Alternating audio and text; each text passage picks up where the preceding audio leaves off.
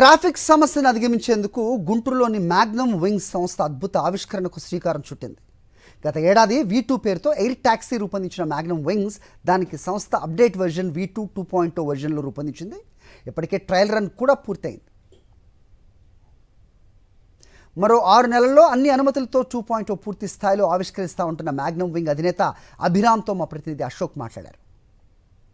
దేశంలో అన్ని ప్రధాన నగరాలతో పాటు చిన్న చిన్న పట్టణాల్లో కూడా ట్రాఫిక్ సమస్య పట్టిపీడిస్తుంది. అయితే విదేశాల్లో ఎయిర్ ట్యాక్సీ ద్వారా ఈ ట్రాఫిక్ సమస్యను పూర్తిగా అధిగమించారు. అయితే ఇండియాలో ప్రధానంగా ఈ ఎయిర్ ట్యాక్సీని ప్రయోగాలు చేస్తూ ఉన్నారు. గుంటూరుకు చెందిన మ్యాగ్నమ్ వింగ్స్ పూర్తిగా V2 లాస్ట్ ఇయర్ పూర్తిగా ట్రయల్ రన్స్ వేశారు. ఇప్పుడు అప్డేట్ చేసి V2 2.0 ట్రయల్ రన్ కూడా నిర్వహించారు.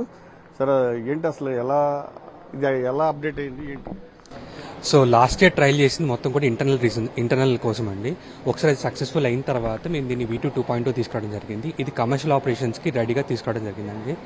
సో 2026 ఎండ్ కల్లా మేము కమర్షియల్ ఆపరేషన్ తీసుకురావని చూస్తున్నామండి. సో ఇది వచ్చరికి అప్రాక్సిమేట్లీ 45 మినిట్స్ ట్రావెల్ చేయగలదండి. అండ్ 30 కిలోమీటర్స్ వచ్చరికి మనకి రౌండ్ ట్రిప్ అండి. అంటే వెళ్ళి మళ్ళీ అక్కడ నుంచి రిటర్న్ రాగలదండి. లేదు 60 కిలోమీటర్స్ అయితే వన్ వే వెళ్ళిపోయి అక్కడ మన ఛార్జింగ్ కానీ లేదు అంటే బ్యాటరీ స్వాపింగ్ కానీ చేసుకోవడం జరుగుతుంది.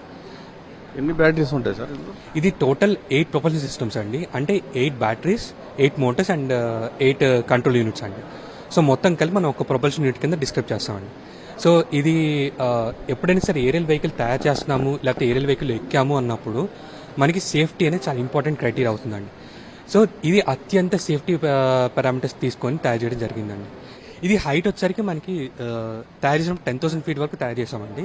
కానీ జనరల్గా ఏమైనా హెలికాప్టర్తో పాటు కాబట్టి మన 1000 ఫీట్ 2000 ఫీట్గా విజన్ బేస్డ్ నావిగేషన్ తోటి పనిచేస్తాం. అంటే ఎదురు పక్షులు కానీ అట్లాంటివి వస్తే ఎలా ఐడెంటిఫై చేస్తారు? ఇది అటానమస్కి డిటెక్ట్ చేసుకోగలదండి. ఆ పక్షులు కానీ ఏది వచ్చినా సరే అటానమస్కి డిటెక్ట్ చేసుకొని ఏదో తన రూట్ అని తప్పించుకుంటుంది. అంటే బట్ మోస్ట్లీ ఏంటంటే పక్షులే వాటంతా అవే తప్పించుకుంటాయండి. మనకి ఎయిర్ క్రాఫ్ట్ కంటే ఆ స్పీడ్కి తప్పించుకోలేవు. కానీ బట్ యూజువల్ పక్షులు కూడా ఇవంటే భయం అండి. అంటే ఏరియల్ వెహికల్ దాని దారిలో ఏదైనా వస్తే వాటికి కూడా భయమే కదండి. ఇప్పుడు మనం ఎలా భయపడతాము. సో అలా వాటంతా అవే తప్పించేసుకుంటాం. ఇందులో ఒకళ్ళు ప్రయాణం చేయొచ్చు అండి. లేదు అంటే ఇది పేలోడ్ కనుక అంటే కార్గో వర్షన్ కనుక అయితే మనకి 120 kg వరకు కూడా పెట్టచ్చు అండి.